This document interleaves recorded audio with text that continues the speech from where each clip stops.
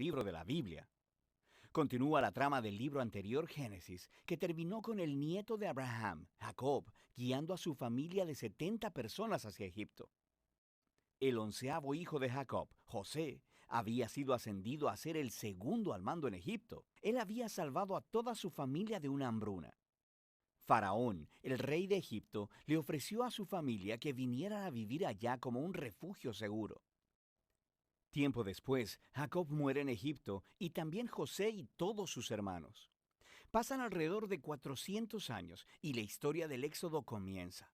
Ese nombre se refiere al evento que ocurre en la primera mitad del libro, el Éxodo de Israel desde Egipto. El libro tiene una segunda mitad que tiene lugar al pie del monte Sinaí. En este video solo enfocaremos la primera mitad, donde siglos han pasado. Israel fue fecundo, se multiplicó y llenó la tierra. Esta frase es un eco intencional de la bendición que Dios le dio a toda la humanidad en el jardín del Edén. Nos recuerda de la gran historia bíblica hasta ahora. La humanidad perdió la bendición de Dios por su pecado y rebelión. Así que Dios escogió a la familia de Abraham como el medio a través del cual restauraría su bendición para todo el mundo. Pero el nuevo faraón no ve a Israel como una bendición. De hecho, él piensa que este grupo creciente de inmigrantes israelitas es una amenaza para su poder. Igual que en Génesis, la humanidad se rebela contra la bendición de Dios. Aquí, Faraón intenta destruir la fuente de bendición de Dios, los israelitas. Él los esclaviza brutalmente, obligándolos a trabajos forzados, y luego ordena que todos los niños israelitas fueran ahogados en el río Nilo. Faraón es, hasta ahora, el peor personaje de la Biblia. Su reino ejemplifica la rebelión de la humanidad contra Dios. Faraón ha redefinido el bien y el mal de acuerdo a sus propios intereses, que aún el asesinato de niños inocentes se ha convertido en algo bueno para él. Ahora Israel clama por auxilio contra esta nueva Babilonia y Dios responde. En primer lugar, Dios da vuelta a la maldad de Faraón, cuando una madre israelita lanza a su hijo al río Nilo, pero en una cesta. Él flota sin peligro hasta donde está la propia familia de Faraón. Él es llamado Moisés y crece hasta convertirse en el hombre que Dios usará para vencer la maldad de Faraón. En la famosa historia de la zarza ardiente, Dios se le aparece a Moisés y le manda ir delante de Faraón y ordenarle que libere a los israelitas. Dios dice que él sabe que Faraón se resistirá, así que traerá su juicio sobre Egipto en forma de plagas. Luego, Dios también dice que él endurecerá el corazón de Faraón. Entonces, se nos presenta la siguiente parte importante de la historia, la confrontación entre Dios y Faraón. ¿Qué significa eso que Dios dice que Él endurecerá el corazón de Faraón? Es muy importante que leamos esta sección de la narración muy cuidadosamente y en secuencia. En el primer encuentro entre Moisés y Faraón, simplemente se nos dice que el corazón de Faraón se endureció. No hay implicación de que Dios hizo algo. En respuesta, Dios envía las primeras 5 plagas, cada una confrontando a Faraón y a uno de sus dioses egipcios.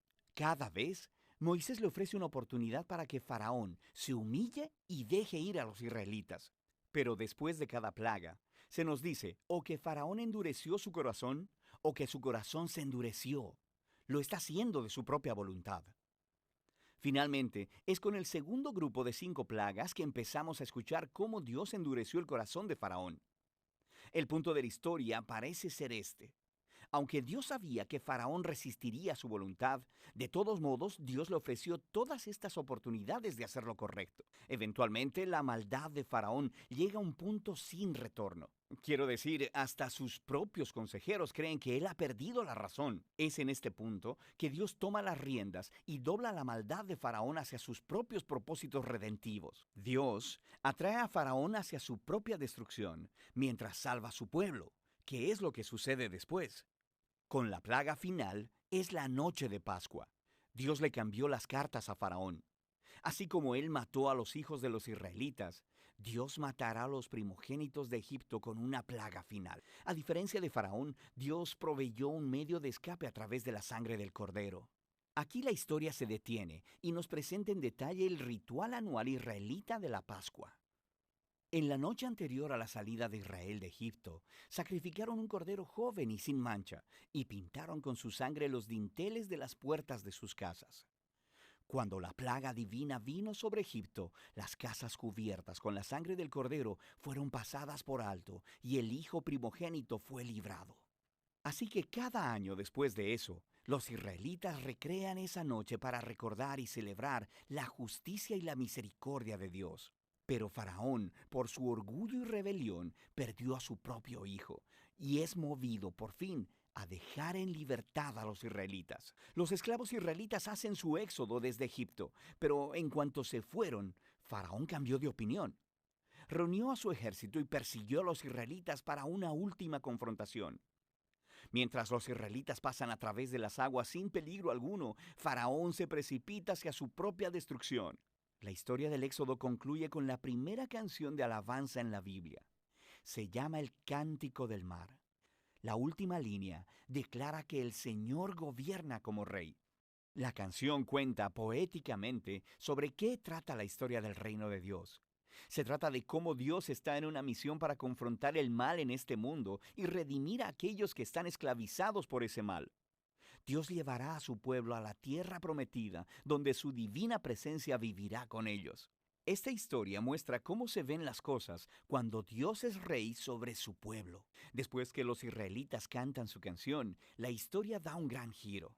Los israelitas están viajando a través del desierto hacia el monte Sinaí. Tienen hambre, están sedientos y empiezan a criticar a Moisés y a Dios hasta por haberlos rescatado. Ellos dicen que extrañan los buenos tiempos en Egipto. Es una locura. Dios, en su misericordia, provee a Israel alimento y agua en el desierto.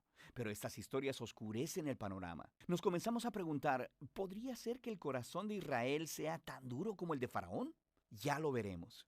Por ahora, esa es la primera mitad del libro de Éxodo.